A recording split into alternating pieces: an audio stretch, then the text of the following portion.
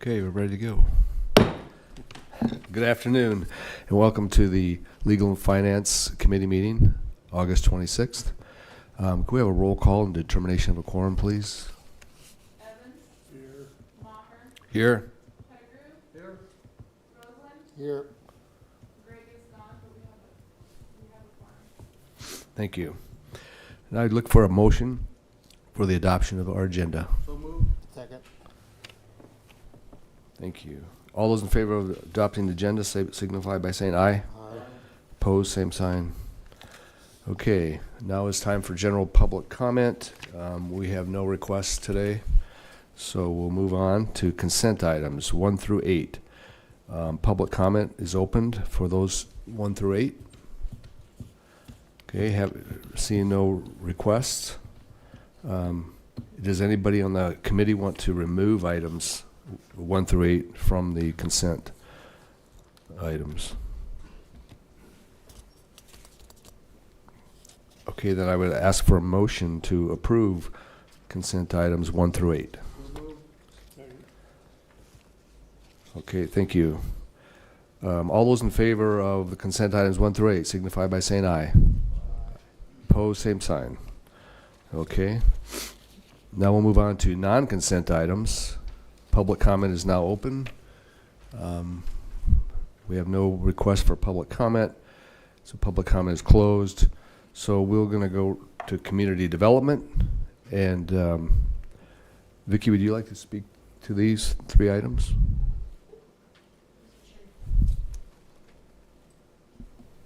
If you hit my light, oh, thank you. Yes, and I will do some brief descriptions on the first 2. Just put you on notice that Mike Dugan, our TIF planner, is in the audience if you've got more detailed questions. So for the item number 9, this is an ordinance amendment to the office commercial district to instate within the ordinance that a 400 square foot open space requirement for each apartment union is put into the language of the ordinance. It's currently there in medium density residential and high density residential, but it's just been an oversight that it hasn't been there in office commercial. While we have approved apartments in office commercial, the developers have all come in showing the required open space at 400 square foot. But we hired new planners that actually read every word of the ordinance, and they pointed out that we actually don't have that requirement in office commercial. So this is just a correction to ensure that we are maintaining that open space for residents within apartment units, and we would request that you approve it. Okay, any questions for Vicki?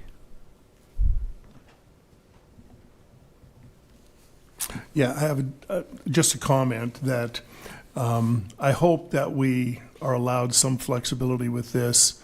I could see 3 or 4, larger developments maybe being built in the same area if there's quite a bit of land there. And hopefully this will allow us the flexibility for those units to maybe combine the space into one larger, more usable park for all facilities rather than force each development to have their own little chunk. That's kind of the way bigger cities have operated.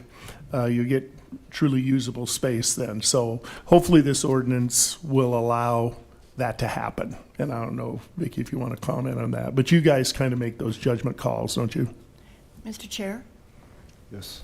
So that's actually a very good comment, so thank you for sharing that information. And in application, that's exactly what we do.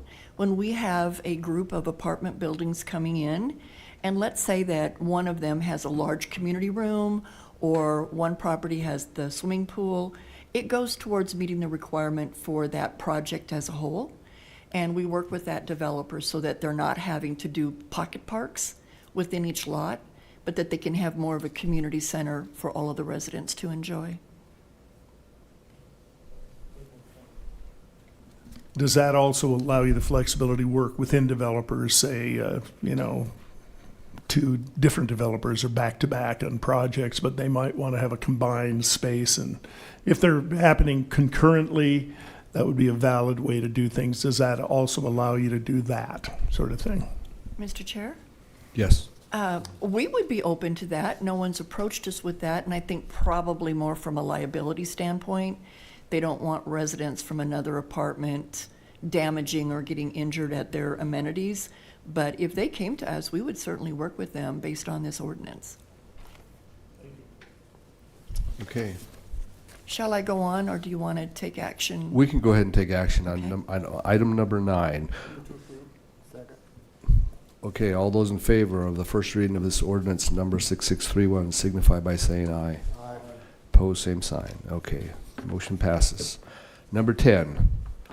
Thank you, Mr. Chair. Item number 10 is an amendment to a TIF that you've seen previously, and that original TIF was approved to include water distribution improvements, grade and construction of a portion of East Anamosa Street, North Valley Drive, portions of it, and Mickelson Drive, relocate power lines and private utilities. There was a subsequent amendment that came after that reallocated funds from Phase 1 and Phase 2 and out of the contingency costs due to COVID supply chain issues. Additionally, as a part of that amendment, the city was identified as developer number 2, and that requires the city then to cover the costs up front for the booster station that will be built in Phase 1A. That did get approved as well. This amendment is now addressing some grading for North Valley Drive outside of the 300 feet that was originally allocated in the TIF itself. Mike Dugan is here, and he can give you a little more information on what the specific request this time entails. Okay, thank you, thank you.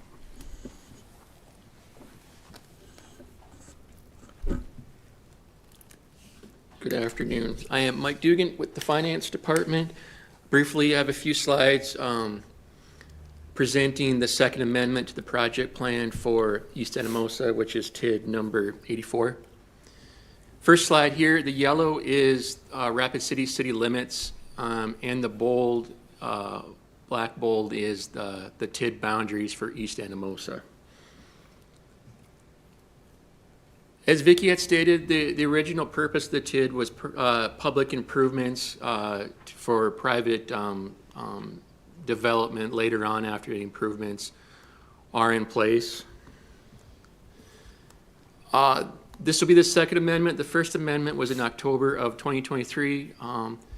It reallocated costs. It added an additional 35% to the project costs, and it introduced the city as developer 2 for the construction of a booster station. So this second amendment will address the additional grading that occurred on North Valley Drive. Per the project plan, it was allowed up to 300 feet for grading to North Valley Drive, and North Valley Drive is bolded there in the top middle of your screen. During the certification process, it was noticed that additional grading work outside of what was allowable was included. So what these will, what this second amendment will do was include those costs in the certification. And what those costs amount to, the project plan allowed up to the $1,047,000 for total grading up to 300 feet of North Valley Drive. The total grading cost up to 300 feet was the $671,000 number. The additional grading that was included and then pulled out of the original certification amounted to, which was outside of the 300 feet of center line, amounted to the $344,000 number. So the total grading cost of the up to 300 feet and what was included outside of the up to 300 feet of center line was $1,015,000. So adding those together, it still comes below the additional or the original $1,047,000. And so what that'll do, this is the verbiage for North Valley Drive in the project plan for the grading. So what this will do is on your first sentence there, it will strike out up to 300 feet from center line, and it will allow all grading costs that were completed on North Valley Drive to be now eligible. And this last slide here is the estimated payoff. This TID was created in 2020. It's estimated to pay off in 2035. So with that, I will stand for any questions. Any questions? Mr. Chair? Yes. I don't think that there would have been an issue of all of the grading of North Valley Drive being included in that original TIF request. Unfortunately, when the application came in, and to the credit of the developer, trying to detail it out, they limited themselves to 300 feet. In actuality, there are funds there to pay for all of the grading. And so with that, the TIF committee and the planning commission have recommended that this be approved. Okay, thank you. Any more discussion on this resolution? Okay, Bill Evans has moved. Do I have a second? Second. And to approve the resolution number 2024-061, a resolution for Amendment 2 to the project plan for tax increment district number 84. All those in favor signify by saying aye. Opposed, same sign. Okay, motion passes. Number 11, approve resolution for Amendment 1 to the project plan for TID number 88, County Road West Extension. Would you like to explain that to us, Vicki? You know, I could, but Mike's just going to repeat Oh, okay. everything I say, so I'm just going to defer to Mike. Okay.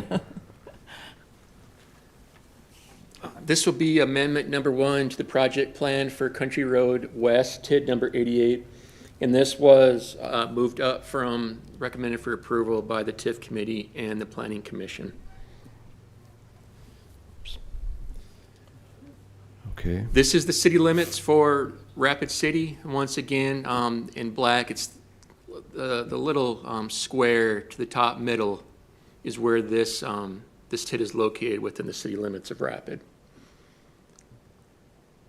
Here's an up-close view of the boundaries of this TID district. And so the main purpose of this TID originally was the extension of Country Road to provide private improvements, which I'll detail here in the next slide. But this is the major street plan. Country Road is identified as a proposed collector street. And with that, this TID is classified by the state as a local TID. The original purpose was to extend Country Road to support the development of 7 2-unit lots, 33 single-family lots, and 72 multifamily units. When the original costs were presented for the TID, they were engineer estimates in 2023. What happened is when this was bid late spring out, the bids came in approximately, or they came in higher. And so this this amendment will allow an additional 33% increase in the costs, primarily in the construction costs and the financing. Now with this particular TID already bid, it's unique at this stage of the process, and with the fixed cost estimates, the contingency cost should be pretty low. And with the financing, it did go up. The developer, the applicant, identified the rising costs of financing. But it is important to note that that did go up substantially. That only interest accrued will be paid back from the increment of the TID. So if it was the total financing interest came out to be $500,000, that's the max that would be paid back from this TID. In the project amortization, this TID was approved in 2023, and it has an estimated payoff date of 2031. So with that, I want to add one quick thing. From the TIF committee, it was recommended that the county receive administration fee going forward on applications. This one and another new application that was presented at the TIF committee were flagged that that would have these county fees starting. And after discussions with the county, it was determined that $15,000 was an appropriate cost for their administration fee. So this one will include the county fee of $15,000.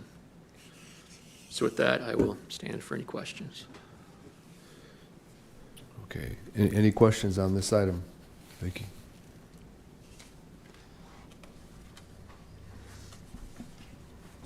Thank you, Mr. Chair.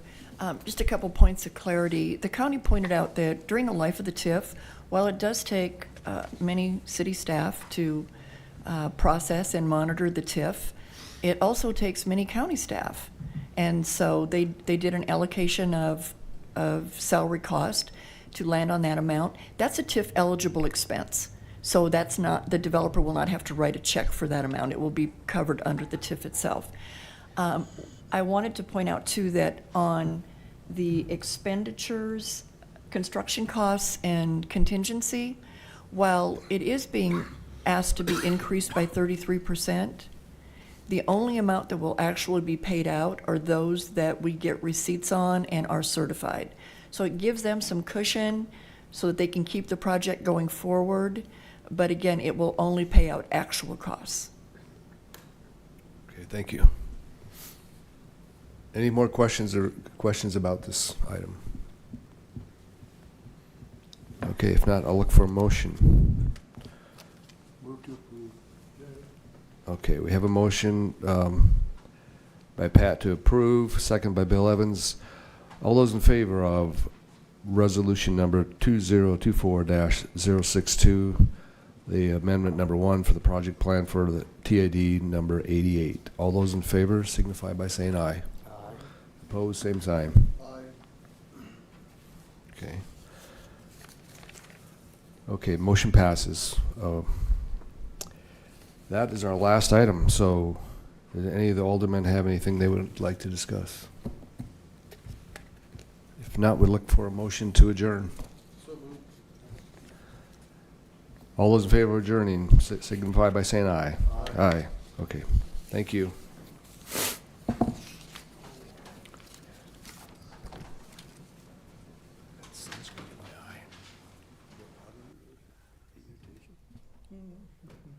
I can't turn myself. That was short and sweet.